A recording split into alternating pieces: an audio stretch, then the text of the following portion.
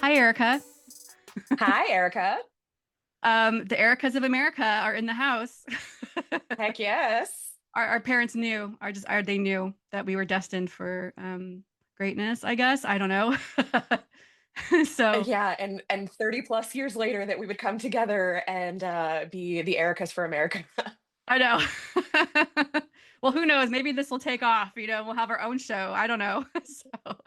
Well, we can Yeah, find I was actually thinking about that. we can find another Erica who spells her name with a K. Just to like mix Oh it my up. gosh. The trifecta. I love it. I know, right? So all the Ericas who have run for office, there's actually another Erica Lee who ran for Congress once. So when I was trying to find websites I could use, domains, Yeah. there was another Erica Lee for Congress, but her full name is Ericka Lee Carter. But she spelled her name the same way, and she was the daughter of Congresswoman Sheila Jackson Lee, who passed away in office. So she was, Oh, I think, in the end, she was eventually appointed to fill her mom's seat for the last few months. And then, so someone else was elected in a special election, but then I can't remember his name off the top of my head, but then he passed away a few months later. So that seat, I think, is still open. That's a whole other issue. But anyway, back to you. So I was gonna say maybe that seat's destined to be for an Erica I if don't it's still know. Yeah. open. I don't know how many people can say they'd be the second Erica Lee or the second person with the same name, but I guess it happens with a name like Lee. So but anyway, thank you so much for coming onto my little show and willing to talk about your campaign and what it's been like. I know a lot of members of Congress. I know their names and what states they are from usually because of the nature of my work, but I actually don't know much about the person you're running against except that he's a Republican. But if you want to start off by telling me, I know you're progressive. I wouldn't have anyone who's not progressive on the show. So the progressives are the future. So why don't you tell me a bit about your campaign and why you decided to run? Absolutely. And first off, thank you for having me. This is the first podcast that I've done, so really Yay. appreciate the opportunity to be here. Yeah, so I am Ericka Kopp. I'm running for Congress in Virginia's first district. And this is a really large district here in Virginia. It spans a huge area. And the reason why I'm running is because my congressman, Rob Wittman, is not representing the people. And he, in my opinion, is not upholding his constitutional responsibilities and duties. And not only that, but he is not voting in a way that is beneficial to his constituents' best interests. Our congressman voted in favor of the Big Ugly Bill, which is going to gut hundreds of millions of dollars, hundreds of billions of dollars rather, from Medicaid, a program that he himself benefited from as a child. And it runs the risk of closing one of the hospitals here in my district. And so it's a huge problem. And so back in April, I was thinking to myself, anyone could do a better job than Rob Whitman. Anyone, even me. Why don't I? And the more I thought about it, the more I just knew that this was the right thing for me to do. I'm an attorney, I've taken an oath to the Constitution, and I know that I could do better. Is he one of those Republicans who doesn't hold town halls too? Yes. Yeah, he hasn't held an in-person town hall since, I believe, 2019. He's held some things on and off since then, but they've been like heavily screened about people who can come and very limited as far as the perspectives. But the general population has not been to a town hall of his since before Virginia was redistricted in 2021. And how long has he been in office? Since 2007. And prior to Wow. that, he was in the Virginia legislature from 2006 to 2007. Oh, so he's definitely a career politician. Very much He's so. and I'm a very online person, and like I said, I know who he is and what state he represents or he's from because of my work, my line of work, but I have never really heard much about him. So he stays clear of national news, I guess, too, because he's just there to protect special interests. It sounds like. Yeah. And I mean, we could look at, the people who've donated to him and it's obvious whose interests he's representing. What type of law do you practice? I am a healthcare attorney, so I defend healthcare in a lot of different regards, be it defending the licenses of healthcare providers in administrative proceedings with the Department of Health Professions, or defending providers in medical malpractice cases, or even defending providers against investigations performed by any ABC agency like Centers for Medicaid Service, CMS, or DEA, and the like. My practice also includes some in the way of criminal defense of healthcare providers, but in a lot less than the other areas. What do you see as the biggest issue with our current healthcare system right now? Oh my goodness, it is completely broken, in my opinion.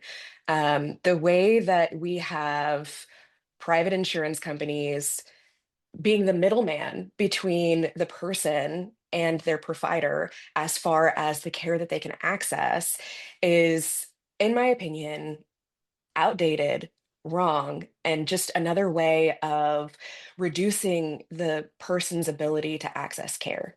And that is why I advocate for a universal healthcare system so that we can eliminate that barrier for people to get access to healthcare. That is one thing that I don't think even, corporate Democrats, establishment Democrats understand. Just improving access to healthcare is not enough. I mean, Yeah, I've said before, everyone has access to buy a mansion. That doesn't mean they can afford it. right. So I mean, the congresswoman I was challenging, Doris Matsui, she held a very last minute, very awful town hall a few weeks ago after years of not holding one. But she has a very formidable primary progressive challenger right now, so she has Mhm. to do something. But there were people in the audience kind of yelling at her when she wouldn't respond directly whether or not she supported Medicare for all. And she just kept referring to the exchange. And but what she doesn't realize is that you have to apply every year. That's also kind of stressful because you don't really remember the ins and outs of your plan, and especially if Mhm. I mean, I'm in my 40s, but I just don't think they realize how difficult it is and how dehumanizing means testing can feel too. When you think, do I apply for these other programs as well? Am I poor enough, basically? And just the stress of having an extreme injury like I had a few years ago. I had never had surgery before in my life, and I broke my ankle, and I was getting ready for surgery. I was fortunate to be able to get it the same day because I hadn't eaten anything yet that day. And they had to give me anti-anxiety meds because I kept asking, how much is this going to cost me? Even though I had insurance, but Mm. I didn't remember what plan I selected. And I remember thinking I didn't get the gold star version. I got like some mid tier. And so I knew I was going to have to pay something. And sure enough, I was going to have to pay thousands after the end, but I was able to get it wiped through a medical financial assistance program at Kaiser that a lot of people don't even know about because they don't Mhm. advertise it, right? They just want you to Right. pay it. So she, she doesn't they don't realize how they don't live like the rest of us, but she's also a millionaire married to a billionaire now, Right. and she was married to the congressman before, or the congressman she replaced. So they don't understand that, yes, the Obamacare was great in that it allowed people who had pre-existing conditions to finally get coverage as well. But it's been, what is it now, 15, 16 years since it was voted on anyway. I think it was implemented a little bit later, but Mhm. that it's just not good enough anymore. It's just not good enough. And it's, Yeah. Yeah. yeah. So that's why I support Medicaid for all as opposed to Medicare for all, because having access for all people to Medicaid type benefits, we'd be able to allow people to have access to a greater variety of services, to have a comprehensive plan of care for the entire body, not just for healthcare, but also dental care, vision. I would love to also be able to include within that benefits for hearing protection because, oh my gosh, hearing aids are so expensive and people should not have to pay. Here's one of the dogs. This is Waddles. Hey, buddy. Oh, hey, Waddles. That's a very funny name. That's cute. We can keep that part in if you want to. Yeah, that's fine. That's totally fine.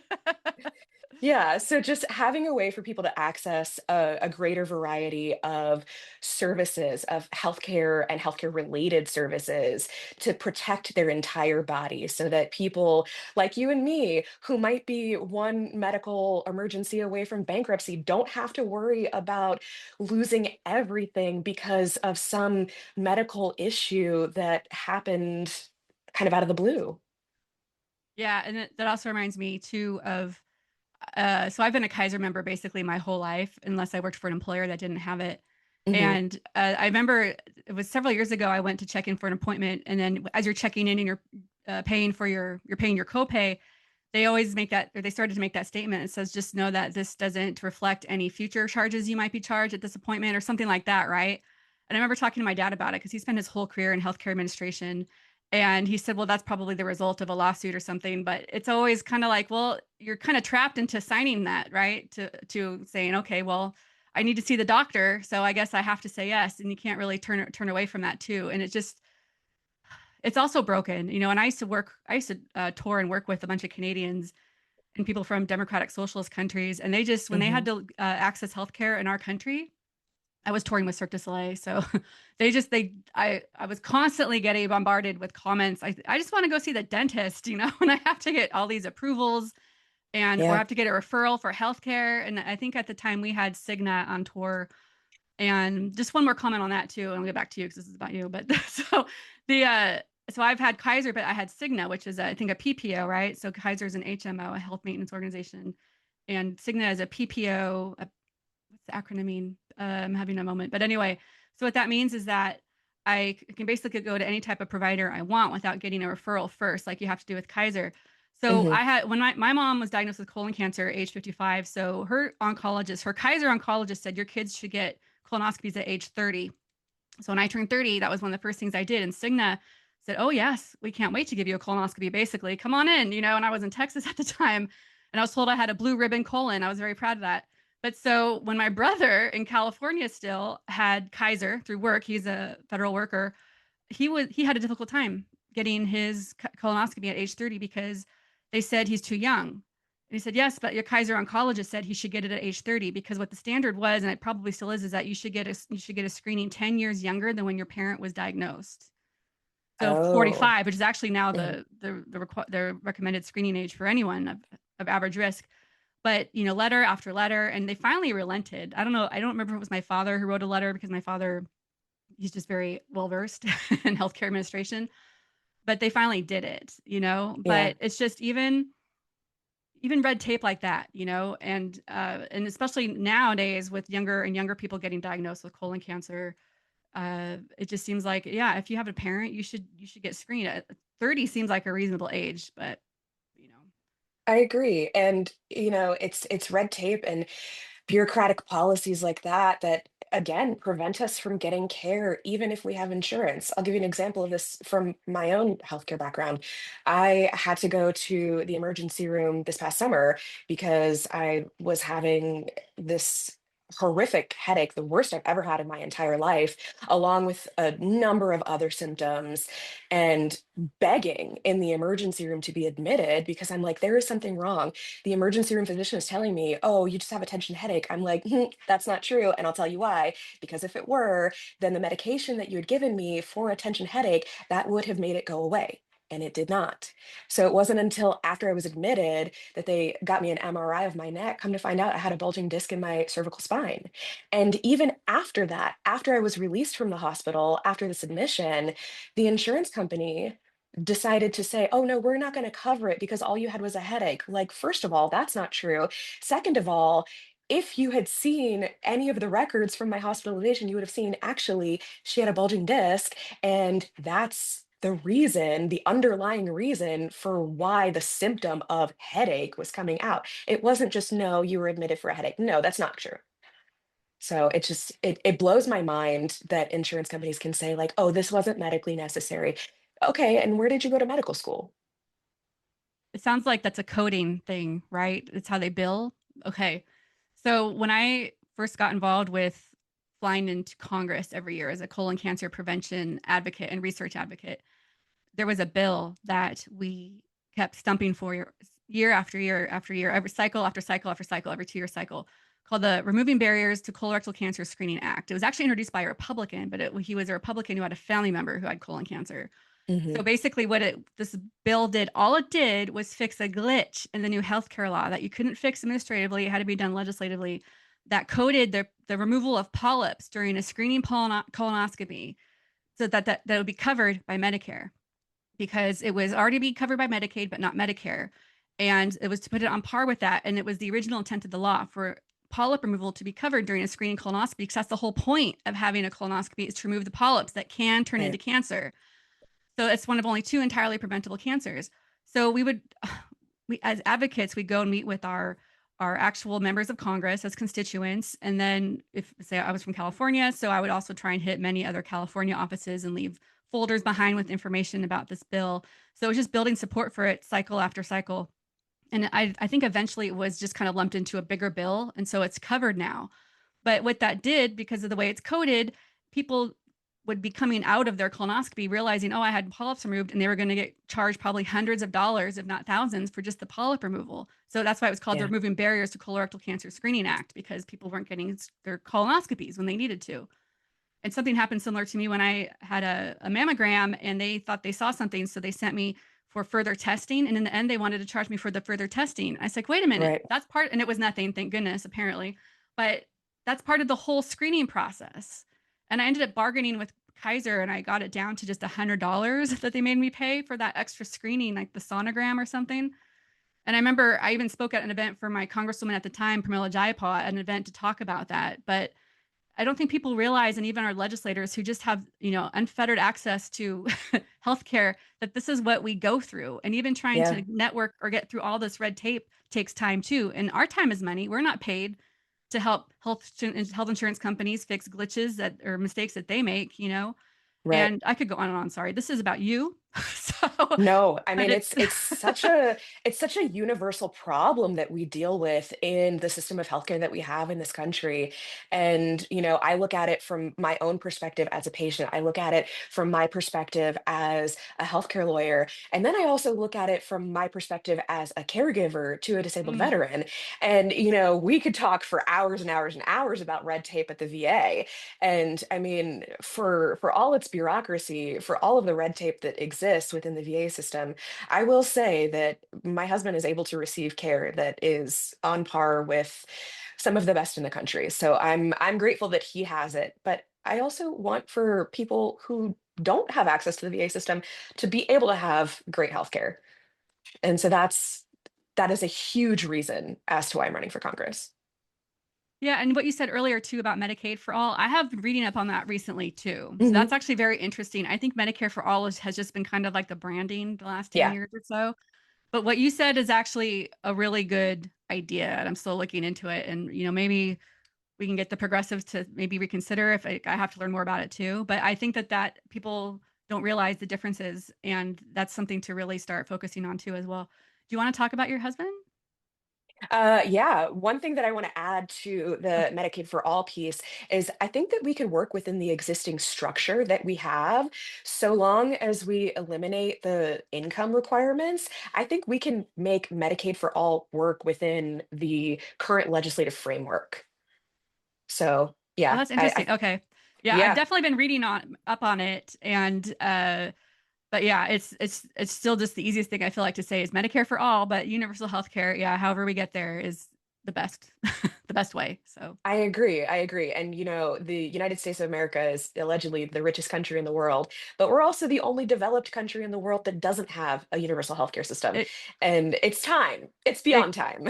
and like I was saying about my dad earlier, he was a disabled Vietnam veteran actually, and he was a unicorn. He was very liberal disabled Vietnam vet, but he went to college on the GI Bill, and then Mhm. he started working for the state of California in healthcare services. I don't remember what it was called back then in the 70s, and he helped design Medi-Cal, and then that's where he met my mom.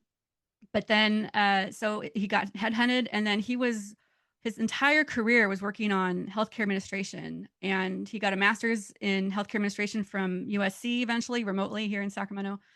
And he always supported universal healthcare. So since I've been a kid, it's just been part of my DNA makeup, literally, Yeah, to support universal healthcare. When Obamacare was passed, we had a party. We had a pizza party the day they voted on it.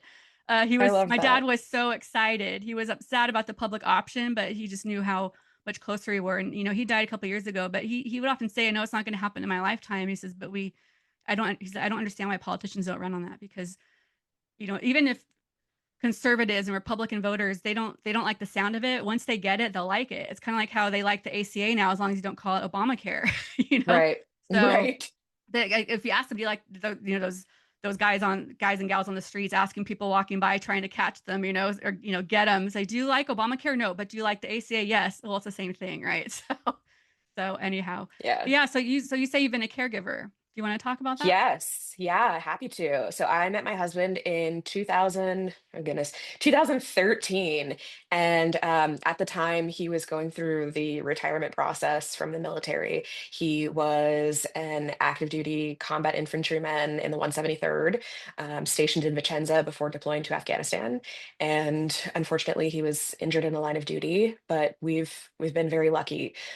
So he and I together, we've navigated the VA system, which has given me a whole lot of inside perspective as to how that operates and the amount of red tape that exists within that. So that's another piece of my platform, is knowing how difficult it is to navigate that system, even for somebody with an actual law degree. Like it is inaccessible to a degree to people that don't have even a high level of education. Heck, I can't even understand a lot of the things that they do and the reasons for it.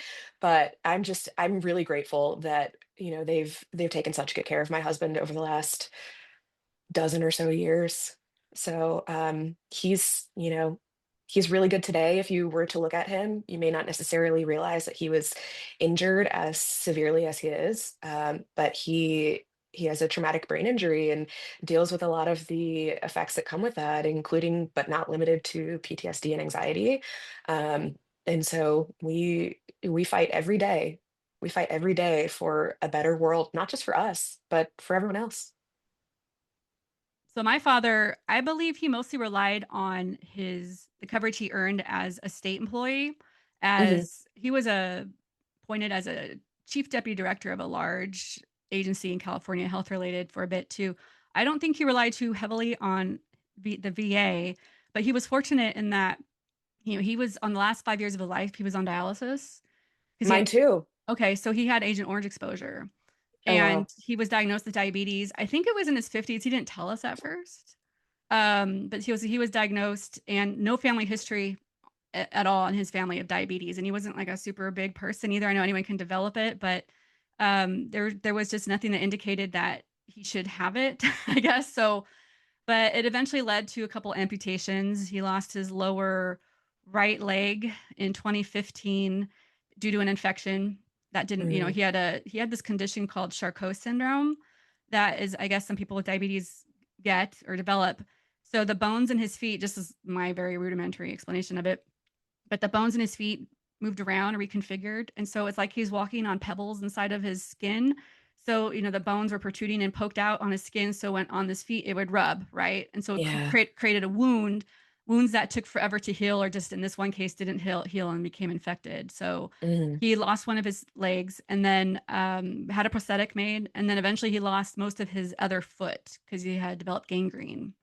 mm, And so what was interesting though, my dad was very tall. He was 6'2". And the second though that he had that first amputation, his gait actually improved because his foot was so mangled on the right side that he was actually really good walking. But eventually he just ended up in a wheelchair. It was easier because the stump atrophied and it gets and it was difficult. It was just I think kind of a pain to keep getting new prosthetics. And that was yeah. all covered too. I know those are thousands of dollars, but he would get new ones every once in a while because the size of the stump is all things you learn when you're knee deep in this. But they change, and so he just kind of stayed in his wheelchair. It was easiest. So, but I, I he was very lucky. I don't recall him ever really having an issue. There was talk of maybe trying to get him moved into one of the VA hospitals, though, one of those care facilities. There's one in Napa out here or Napa area, Hmm. but what we were told, I don't know how reliable this was, but they said we needed to get him in before he became wheelchair bound because they don't take any veterans who are wheelchair bound. And so if he came wheelchair bound once he got there, that was fine, but they don't take people who are wheelchair bound. I thought that was interesting, and maybe that was a very simplistic take on what they were dealing with. He had a veteran friend helping him, but that sounded like, well, sounds like we need more hospitals or more nursing care facilities for veterans. So, but Yeah, I mean, I completely agree with that. And I think that if there were more facilities for veterans, more places where veterans could get access to care, we wouldn't see as many unhoused veterans right, on the streets right. each day. It's surprising to me the more that we talk how many similarities that we have. My dad likewise had diabetes. He was on dialysis the last 5 years of his life, and as well, he had an infection in one of his toes that led to its amputation. He didn't have, multiple limbs that were amputated. It was constrained to just the one toe, but yeah, it's really scary to see. And similarly, there was no family history of diabetes in our family until my father either. So it's Yeah. something now that we have to be very careful of, knowing that there is a family history of it at this point. Are you familiar with TRICARE? Yeah, I had it for a So, while.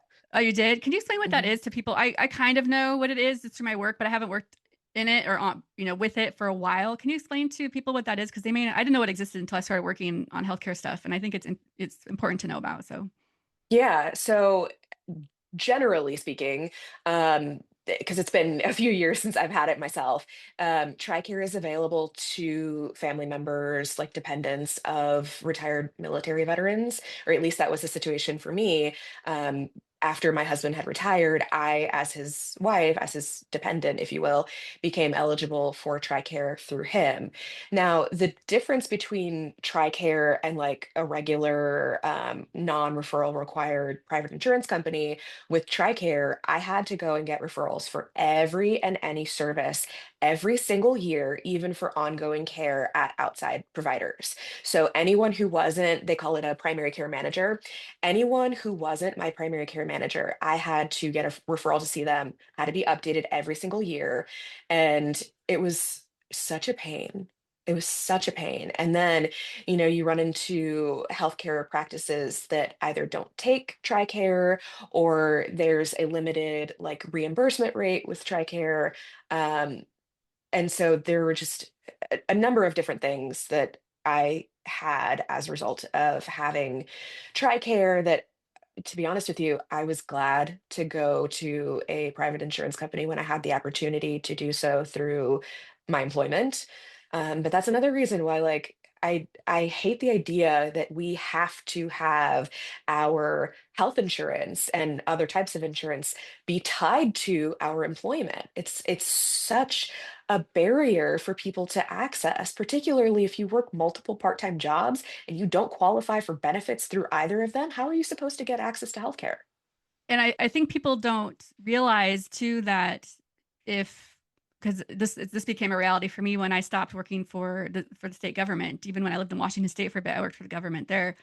Is that when you buy individual insurance, if you're a self-employed person, it costs more than if you got it through an employer because they get a group rate, Right. right? And so, per month, maybe I'll just generalize, I would pay $50 a month for my excellent healthcare coverage, whereas I'd be paying double or triple that as a self-employed person and still have to pay an enormous copay and then get charged with thousands of dollars like I did for my broken ankle. Yeah. And where I'd have a lot of that covered. For instance, my mom, she had cancer. Basically, her chemo was basically paid for. I think she had maybe sometimes a copay, but it was very low.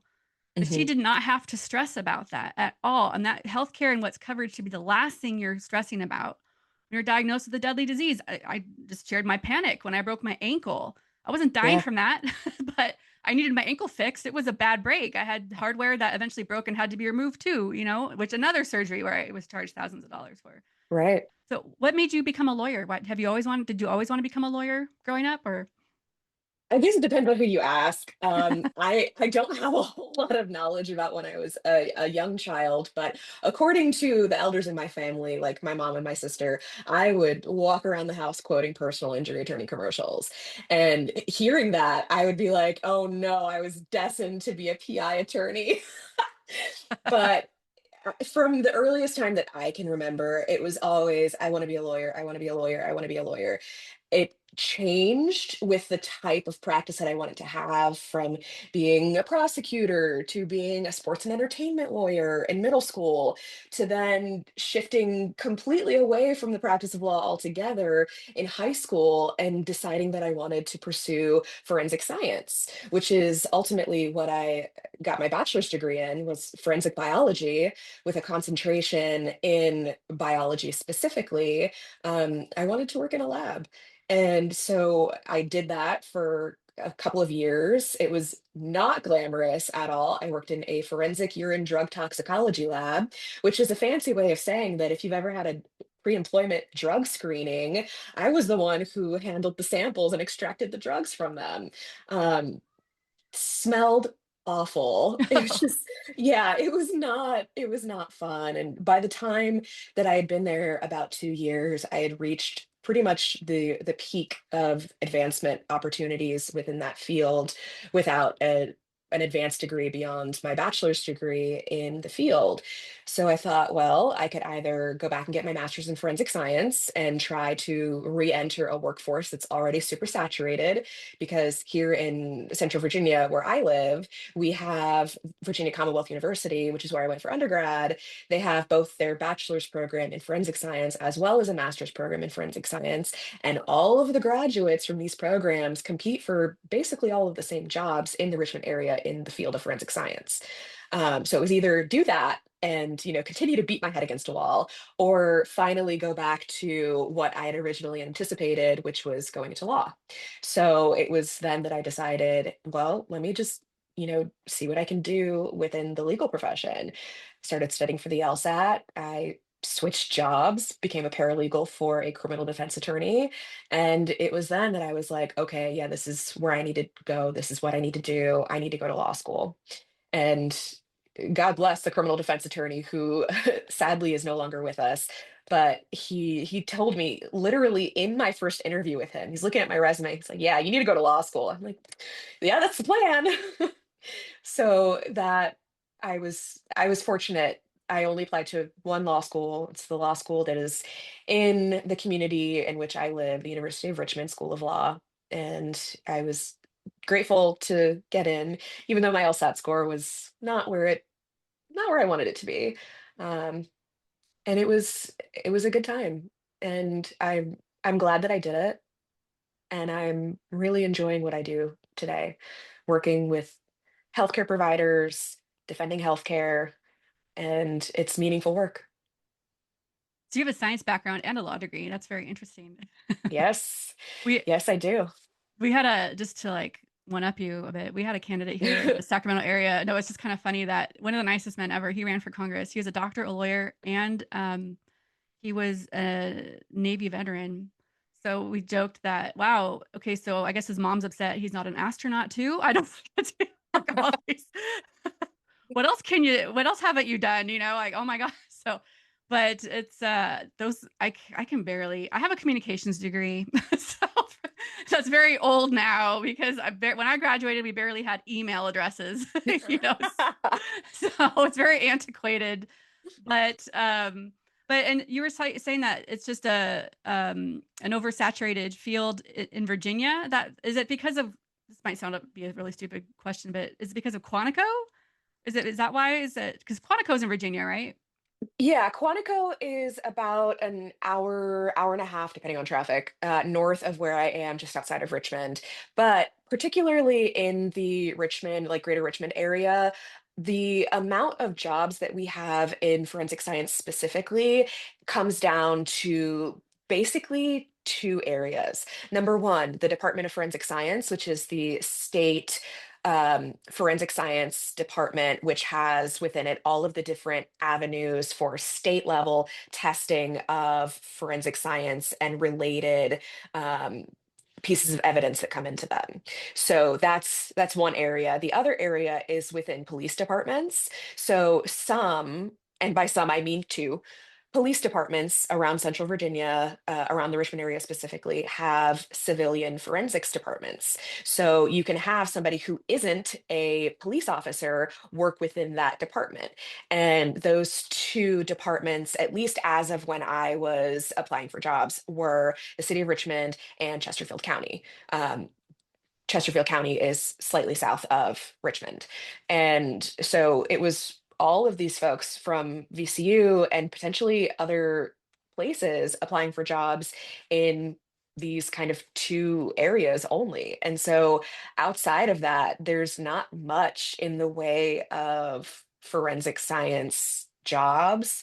I mean, of course, there was what I did with toxicology. But for what I wanted to do, which was more like crime scene testing, um, that's extremely limited. I actually never made it to Richmond. I lived in Alexandria when I lived in DC. When I say I lived in DC, I lived in Alexandria. So, are there some parts of your platform you'd like to discuss? Yeah. So I stand for three things. I stand for access, accountability, and action. I am not going to be one of these people who goes to Congress to do nothing. So that is where action comes in. Access, we've talked about access to healthcare, access for veterans to VA services, something just as small as having my campaign literature in two languages. I'm bilingual in English and Spanish. And so doing that is very important to me because not everyone in the United States of America in 2025 speaks English. And so I want for what I put out there to be reflective of A, who I am, and B, in some way that allows people of a multitude of different backgrounds to be able to understand what it is that I stand for. So that is very, very important to me. And accountability, number one, release the Epstein files. Hello.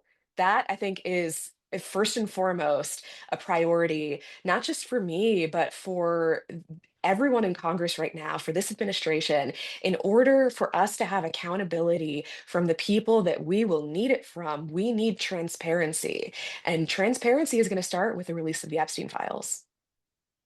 Yeah, and it seems like a very basic thing to support, doesn't it? it's You'd mind think, it's but mind-boggling that the Law and Order party suddenly is like, oh, never mind. so, um, yeah, yeah, that's definitely a thing.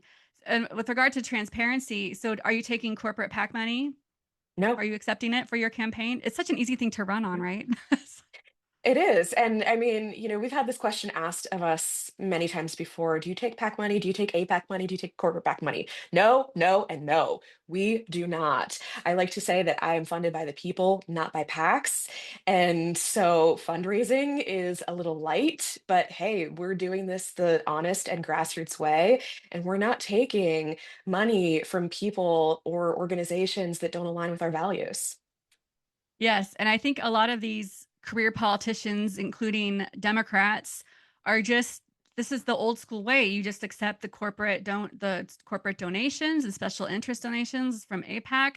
It's just the way it's been done. But the last 10 years or so with the progressive movement really building momentum and candidates, you know, proclaiming loudly that they're not going to accept any of that money really makes the other candidates look kind of weak. and then it puts them on the defense. Hmm. And I have to say, though, back in 2022, I helped a candidate. He lost because these were two Democrats who were forced to run against each other because they lost a House seat after the census. So it pit Andy Levin and Haley Stevens against each other in Michigan. And Andy Levin, who I don't think he had been accepting a ton of special interest money or corporate money before, but he even said in a debate, he says, I've just given it all back. And he says, I feel great. He said, it's like a weight is lifted. And, I challenge you, Haley, to do the same thing too. Like I promise you, it's just a huge weight. You don't have to worry about your donors, your corporate donors. And her defense was, yeah, but you just did that. Because she's still, I mean, she's trying to find a way to push back on that. But a lot of these Democrats, especially, they know if they start, condemning this type of support, that especially groups like APAC are going to come and smear them. And and the groups like APAC, when they go after a candidate they don't want to win, they tend to not even talk about Israel or Gaza. They talk about Hmm. anything else to get them to lose. But it can be done. I say Andy Levin is an excellent example of how someone who's already been in office can actually say, you know what, I'm not going to do it anymore. and Yeah. And I think that's an important point to make because we have the ability, particularly now, to change the way that things have always been done. With this candidate that you've just mentioned, and I think with candidates like Zohran Mamdani not taking money from big private interest organizations like APAC, we have such an opportunity in this moment to really make a lot of change in how politics is funded. And I think once we get to a point where we can have more folks like Zohran Mamdani or folks like, myself, for example, who are not taking APAC money get to Congress, then I think we can make real change at the federal level about how campaign finance exists in the world in which we live today. And one of the things that I stand for with my whole chest is the legislative repeal of Citizens United. I think that having dark money in politics is not good for the American people. And so, to the extent that we can have that case go away forever, I would love to be a part of that. Yeah, I agree. And I mean, even just the other day, there's a local Sacramento campaign manager who basically said, I don't support Citizens United, but I'm sorry, you just have to have money to run, you know? So I just feel like, well, or you could come up with more creative ways to help actually put the money where your mouth is, no pun intended. And then Yeah. sometimes though, I get texts from End Citizens United and they have Adam Schiff, like a picture of Adam Schiff saying, yeah, we need to end Citizens United. But Adam Schiff is one of the most bought senators in Congress. So is that a credible messenger? You know, because yeah, I don't like it, but he's still accepting it, and so he's not sticking his neck out. You know, and he had a challenger for Senate here in California in Barbara Lee, who Mhm. was running. She wasn't accepting that money, and she lost because she just didn't have as much money. Adam Schiff was taking all that money, you know, and he was actually allegedly funneling money to help a Republican make it into the top two with him or a top two state so that he wasn't in a general election with another Democrat.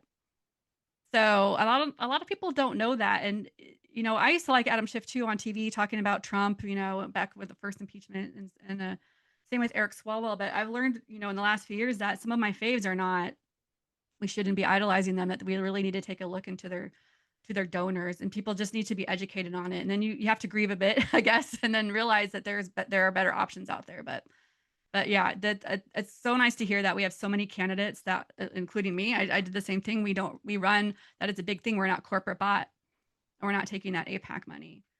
It just makes you more honest too and more trustworthy because I mean, I was at some kind of fireside chat thing with the local paper. They were interviewing a congressman here, Congressman Ami Bera, who is heavily bought by APAC, and he couldn't say the word genocide. He could not agree that it was genocide being committed. And then the congresswoman I was challenging, these are basically the two Sacramento representatives, she couldn't say it either. And so when they're asked, like, why do you accept it? Well, because they support me. Yeah. APAC also supports over 100 election denying anti choice Republicans. Do you really want to be in that same bubble? Right, right. I mean, it's, And yeah, I mean, since neither of us accepts APAC money, since neither of us accepts corporate money, we can be as honest as we want to be and say that Israel has demonstrated that it is committing genocide in Palestine and in Gaza specifically. and And that is what, one huge reason why I won't take APAC money. and what a coincidence that everyone who is heavily bought by APAC cannot say the word genocide. Suddenly, I don't think they're committing a genocide. It's really bad.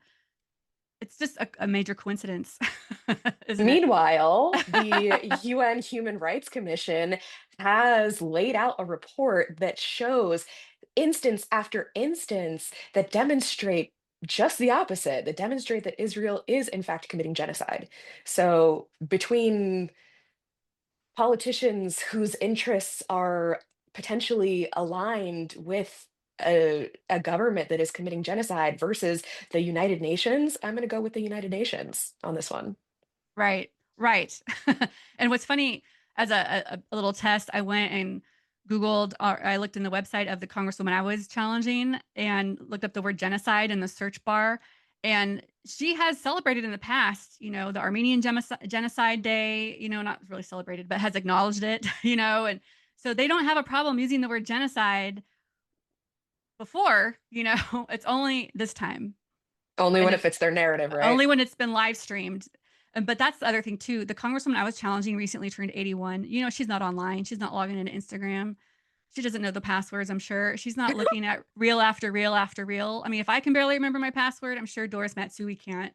So it's just, her team doesn't even allow commenting on her Instagram posts, and they don't even view Instagram stories she's tagged in. You just cannot reach her at all. She doesn't meet with constituents or anything. And when she had her town hall the other day, I actually told her, you know, spontaneously, you have privilege. And she said, oh, I don't have privilege, while she's wearing her $10,000 Van Cleef and Arpels necklace. Does she not? I don't think she knows that people can look up what you're wearing and see how much you spent on your clothes too. That's like a thing, right? Yep. Especially since we know she's married to a billionaire now. So, but anyway, so what are the main issues in your district right now? Is it affordability? Is it? Affordability is a huge issue in our district. Of course, also is healthcare. The idea that we may have a rural hospital in our district that's closing, but really, affordability and the economy are the topmost issues that we're seeing kind of across the board throughout the district. And so that's absolutely something that we want to address and have a plan that really gets to the heart of those issues. So your district, is it a solid R, or is it like a flippable district, or has Wittman had formidable Democratic challengers before, or what's the scoop there? So it really depends on who you ask. If you ask certain online sources, they will say that it is a right-leaning district and it is a strong likelihood that this district will stay red. However, I think a lot of that information was probably prior to all of the things from this year, the vote on, namely, the big ugly bill. And so now there's actually polling with one of the Democratic primary candidates in my race versus Rob Wittman, from I think back in September, that showed them pretty much neck and neck. So this is very much a flippable district. And I think Rob Whitman's at the point where he's scared. He has literally a whole baseball team of candidates on the other side just awaiting to challenge him. Wow, that's really something. How many Democrats are running in your race? Now there are 8 of us. Wow. Okay. Yeah. Okay. Yeah. And just for like you were talking about polling and how it might not be accurate today. There is that woman, Afton Bain, who's running in Tennessee. I don't know if you saw, Mhm. she's very progressive, and she is the Democrat in the race now against, I think his name is Matt Van Epps, because Mark Green, I don't remember why, but he just dropped out. He resigned from Congress. So there's an open seat, and it's a special election. So people can start voting, or the actual election day is early December. But it went apparently from an R20 to recently to an R8. So even if she doesn't win, and uh, that's still very telling that we are basically on the right side of history, that people are starting to become really sick of what we've had for basically the last 10 years. I can't believe we've had Trump for 10 years, just temp, or just 10 years, just talking about Trump. It feels like Yeah. we're on Earth 2, I say all the time, an alternate reality. So there is hope. So have your local Democratic clubs been hosting forums and town halls to help showcase the candidates running? Yeah, I don't know necessarily that I would call them town halls, but yes, there have been Democratic organizations at the local level within the district that have hosted um, some of us candidates throughout the period of time that we've been running. So on Labor Day this year, I was with the Lancaster County Democrats for their picnic.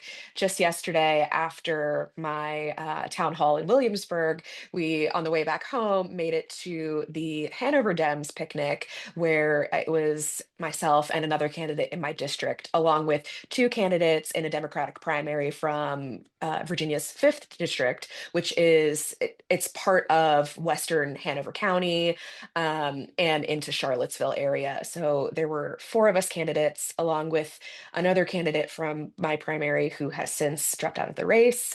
But it was a really nice time to see people, to get our message out in front of people that are our voters. Yeah, I think that, I've said before, I think I made, it was on the TikTok I made the other day, that when you're I was challenging another Democrat, so the opportunities to have forums and have see a bunch of candidates they're not they're far and few between because resources are spent on just trying to protect Democrats or elect Democrats into open seats or elect Democrats to try and flip seats. So primary challengers are like, why are you challenging a Democrat, basically? So, but like I say, I think a majority of the Dems in office help create conditions for Trump to win again. In non-consecutive terms after an insurrection. Why would you keep electing the same people who got us here? That's what I Completely say. agree. But um, so that's great that you've had a bunch of opportunities and you had your town hall this yesterday. You had your town. Yesterday. And how did Yep. it go? How did it go? It went really well. The feedback that we've received thus far has been incredible, and I'm just so grateful to have this opportunity to go and meet with constituents, meet with people who are frankly just pissed off at the way that we've been represented over the course of, gosh, the last 18 years.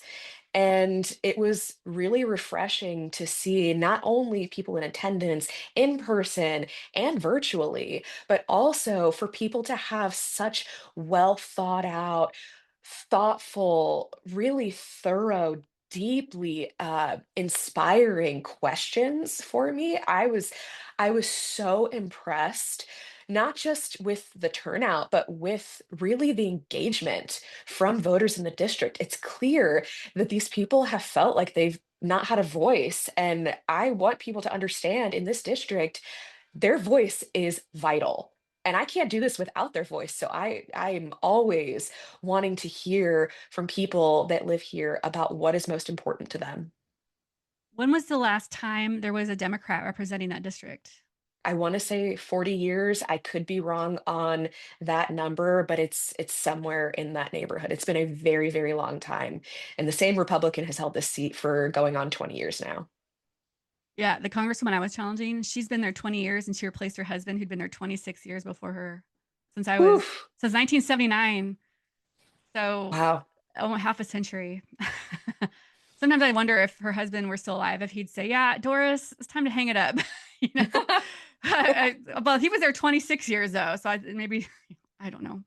I think that that's a long time It for. is a very long It's a time. very long time, and I don't think we would need term limits if we had money out of politics, because money helps keep Democrats and any legislator entrenched. Otherwise, I think primaries could be more fair.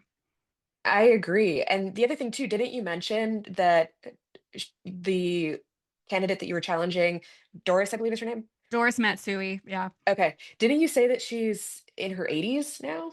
yeah, she just turned 81. So that's another thing that I believe in. I believe that we should have an upper age limit on the ability for elected officials to run for office because the United States of America is not a gerontocracy. Like, how on earth is somebody who is in their 80s supposed to connect with the young voters who are just now turning 18? I really don't think that there is a way for that connection to happen. Yeah, and when I don't like it when people say, "Well, that's ageist," and what we're really saying though, because there are some unicorns. There's Bernie Sanders, Elizabeth Warren is getting up there. They're very progressive, but they're unicorns. Most people who are in their 80s in office have been there a while, and they're out of touch because they've been there so long. And like I was saying, I don't think they've been doing politics the old school way, running their campaigns the old school way, and they take all this money. And for them to change suddenly, I mean, that would be great, but they're not going to do it. And so, really, when we say they're too old, it's really they're out of touch because, Yeah. again, Doris Matsui doesn't even really go on social media. She doesn't have a campaign account on Instagram, or I don't think she has any accounts on TikTok. I don't know what her staff does all day. She doesn't hold constituent meetings. That's why her really young staff want her to win again because they have the easiest gig in Congress. Sure. And so I feel like if it's actually someone, people from much older generations too were grilling her at this town hall, and they said, we don't see you on TV, we don't see you on social media. And so Doris tried to say, well, I feel like uh, people who go on TV a lot, she basically implied they're not getting as much done as she is. But I honestly don't see a lot of effort coming out from her end too. I know she's in there. She's voting on bills. She is a good basic Democrat, right? She's there. but she hasn't stuck her neck out on anything or been a mouthpiece for anything because it's such a deep blue district. She doesn't have to. She could have supported Medicare for all 10 years ago when, more establishment corporate type Democrats would have denigrated any candidate for that. And she still would have won re-election. She can Hmm. afford to make mistakes or lead on something. But someone made a comment the other day I thought was very accurate. And they said she's still acting like the spouse of a congressperson. She doesn't meet with constituents. She gives prepared speeches only. She shows up for photo ops and then she sleeps. you know, just to put it, be kind of glib about it, but that's true. I mean, we don't. She people say, well, she did great on flooding. We're on a floodplain around here, and yeah, but even she in an interview said that she didn't know anything about flooding when she walked into the seat. She basically walked into the seat because Nancy Pelosi endorsed her, right? Like a couple of days after the memorial for her husband, because Nancy Pelosi loved her husband. So Nancy Pelosi's legacy is that she helped entrench another Matsui, and a lot of people respected her husband though, Bob Matsui. So, but anyhow, it's a the Sacramento political bubble here is very interesting for the It for sounds the like it. for a very allegedly progressive state. We are led by a bunch of moderates. It's really frustrating because of that big money, and I think the proximity to power. We're the capital of the fourth largest economy of the world. So, I've been a grassroots candidate too. And when you said you had staff, you actually have staff? We have volunteers on our Right. team. So outside of me, myself, and I, we have my campaign manager who is a volunteer and is also my sister. We also have a team of another two sisters who are our field team. And they've worked on campaigns previously, but none of us are getting paid. Yeah. And that's something I think a lot of people don't realize too is that people like Jack Schlossberg, right, who just came out and announced he's running for Congress in the 12th District of New York to replace Jerry Nadler. He's the grandson of JFK. This guy has money. So he's Hmm. able to pay for fancy ads and pictures and a website and commercials and have pay for a campaign manager probably too, all out the gate, right? And campaigning is fun if you don't have to do all the work like checking 6 email addresses when you get back, like I had to do, all the Yep. admin stuff. So it really grassroots candidates really are kneecapped. It's, especially working class renters like me. You don't have extra money. You can just put out.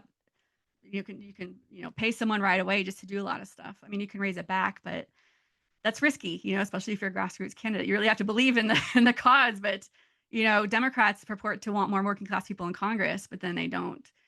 But they need to know about them. True. But even the local paper, Sacramento Bee, where I used to work, they didn't. I reached out to them numerous times, and they never interviewed me or responded to me. So that is frustrating. Yeah, I was just going to say it's tough. It's tough, particularly, in my race, we have one candidate who came in September, and this is a candidate who well, has been a politician for a number of years. She's the elected Commonwealth attorney in my county, Henrico County, which is a big chunk of this district. Um, and she's got a lot of name recognition. So when organizations like news media want to have one candidate that they're looking at the person whose name is most well known in this race, and that's not going to be the grassroots candidate who is working constantly, not just potentially at a full-time job like I am, or who has other obligations outside of work like I do in caring for my husband and our two dogs, but also you know we're on the ground with people, not necessarily known by all people, but we're doing everything we can to make our name known to voters. And it's frustrating to say the least. Yeah, and especially if you're challenging a Democrat like I was, getting endorsements because they don't want to endorse against the incumbent. Yeah. So that is And really frustrating. yeah, I mean, what we've been seeing, we have so many people who could potentially endorse that have said, I'm not going to do anything until after the primary, and then whoever wins the primary will have my support. And isn't that it's but then again it comes back to money because maybe the best person really wouldn't advance because they weren't able to raise as much money because they don't have as much exposure. I am projecting. So like me, No, so I mean, it's but it's possible. it's kind of like look, I've worked on the hill too, but I've been a caregiver, for my mother when she had cancer and more. And then, I've worked on the Hill. I've worked inside Folsom Prison, in healthcare. I've been an organizer. I've done a lot of things, and I have a lot of lived experiences lacking in Congress. But I've worked typically lower wage positions, jobs, because it's specialized work, though. It's not a job, some billionaire could do. A lot of these jobs, I worked with developmentally delayed adults. That's not for everyone. It's a Hmm. job I love, though, but it's just we're kneecapped because we are such good candidates, but we're kneecapped by having had these life experiences because we weren't born into wealth or had some aptitude for computer programming. So um, that is very frustrating. What do you wish you knew before you began running? Is there something you didn't realize, or Ooh, that you wish you had known before you decided to run for office? that's a good question. Um, and if I may just put in a little plug here, I'm doing a program right now that I wish I knew about a year ago. So I am a part of the 2025-2026 Emerge Virginia cohort. And Emerge, are you familiar with it? Yes. Okay, cool. So yeah, I'm honored to be among these fantastic and incredible women from throughout Virginia. And I really wish I would have done this program sooner. So if you are thinking about running for office, if you're thinking that in the next couple of years you might like to try your hand at politics, I would highly recommend applying to emerge in whichever state in which you live. For those who don't know what it is, can you explain what it is? Yeah, sure. So Emerge is a nonprofit organization that trains and provides education to female Democratic candidates or people who think they might want to be a Democratic candidate at some point in the future. And in Virginia, here, our program is run by a sitting state senator named Danica Rome, and she's fantastic. If you're not familiar with her, highly encourage you to look her up. She's incredible, and it is a really good program. Currently, in our Virginia legislature, from the election that just happened about 10 days ago, 11 days ago at this point, we have one quarter of all who were elected have come through the Emerge Virginia program. So it has a really good success rate of getting people elected. The training is phenomenal, and I highly recommend it. How long is the training? So we are going once a month from November through, I believe, April. So about 6 months. Right. Okay. And when is your primary? My primary at this point, as we stand right now, without any redistricting at the congressional level just yet, is June 16th of 2026. That could change if Virginia does undergo redistricting, but as we sit here today, it is June 16th of next So, year. so Virginia is doing that too, by vote, Yes. by special election, or is it still just being talked about? I don't remember. So it has passed the legislature once. It will have to pass the legislature again before it can go to the voters on the ballot. But if it does pass the legislature another time, then it will go to the voters in an election. Interesting. Okay. And then one more thing I wanted to say.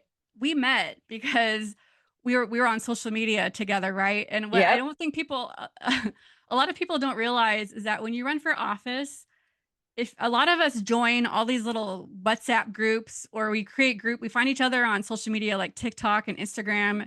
And at one point you're like in 10 group chats with other candidates from around the country. It feels like it's some kind of fade away. Sometimes you have to turn off your notifications because it's just overwhelming. yeah, and or you just leave. Sometimes you just leave the group, and nobody takes offense to it, I don't think. You're just like, oh, this group isn't, they're not active, or I'm not really getting much out of it. But we try to boost each other on social media, or if you share a new post, you say, hey, go share my post, thanks. Okay. Just we're trying to help each other because we know how hard it is as grassroots candidates. And I would say a good number of these people, most would be much better than anyone we have in office today. So, agreed. but we met in one of these groups or TikTok or something, but that's just how that was, as difficult as my run was and stressful, and sometimes I regret it, honestly. I don't regret the people I've met doing it. So Completely. that's, I'm a richer person for that, for sure. So, and Absolutely. Hey, what's your favorite ice cream? Ooh, this is such a hard question for me to answer because I am lactose intolerant, Oh, but that's very, very insensitive question. Sorry. no, no, it's okay. There is a local favorite of mine in Gelati Celesti. I've been going to get ice cream from them ever since I was a kid, and Lactaid, thank you. They used to have a favorite of mine that they don't have anymore. Two favorites, in fact, white chocolate and cake batter. So Gelati Celesti, if you're hearing this and you want to bring those flavors back, I'd appreciate it. I don't know what it is about, the cookie dough and the cake batter flavors. I like them too. I guess I like things Mm, that taste like they're unbaked. I don't, but don't kill me, so like, yes. so anyway, I just want to say thank you so much for having me. It was oh, such a blessing to meet you in our candidate chat. And the more that we talk, the more I just adore you. And so I'm so glad that we had the opportunity to have this face-to-face conversation from different coasts of the country. yeah, you know what? This is me being serious though. I am a, I feel like an almost entirely different person when I'm not trying to ask questions in a podcast. I'm trying to rein it in. So, but, and like for the listeners, I actually told Erica that, as I'm talking to her, I'm just nodding along because I don't want to talk over her, but also when I edit, it's easier for me to edit if I don't have to edit myself laughing or interrupting because I have ADHD. So I really rate it's hard, but I'm reining myself in. So, but I think this is important. So, and as a grassroots candidate, I know how important it is or was, to try and get as many people out there on social media as you can, since the mainstream media doesn't really pay attention to candidates like us. And like you said, the media tends to pick somebody.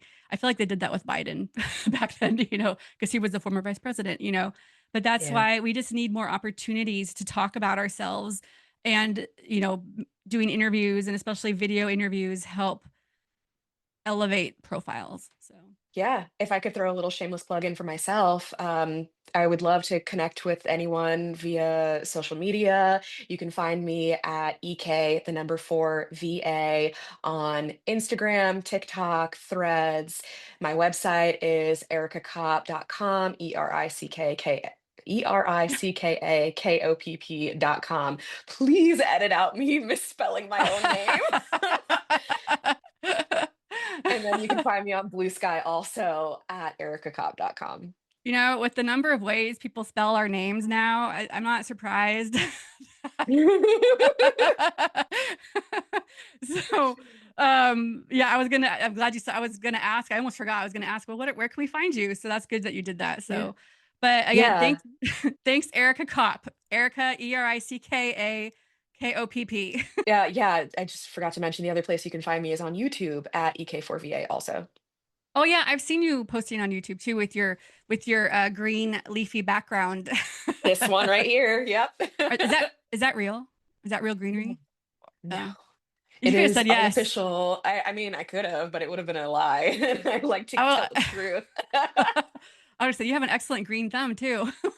Thank you. Thank you. Yeah. No, this took a lot of time to put up. Uh, But no, it is not real. okay. Well, thanks again for taking time out of your busy day to talk to us here. So, all right. Thank you so much for having me. Thanks, Erica. Thank you.